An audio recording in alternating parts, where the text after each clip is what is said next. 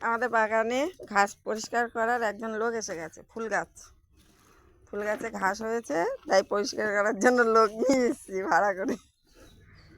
তোমার ক টাকা দিতে হবে রোজ?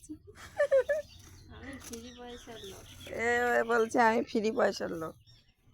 দেখো টপে ঘাস ভর্তি হয়ে গেছে গাছগুলোতে, তাই পরিষ্কার করছে।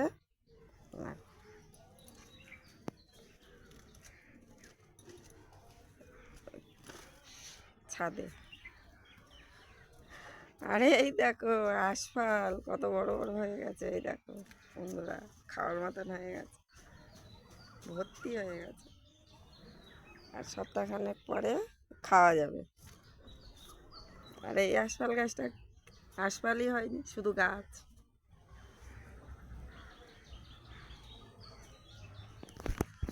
শুধু গাছ।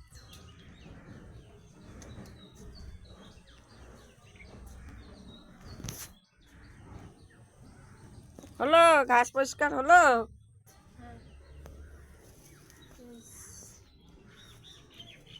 এই ওই গাছ ওইটাই তো রয়েছে কত। চলো টাটা বন্ধুরা। দুদিন খেয়ে শেষ করতে হবে না।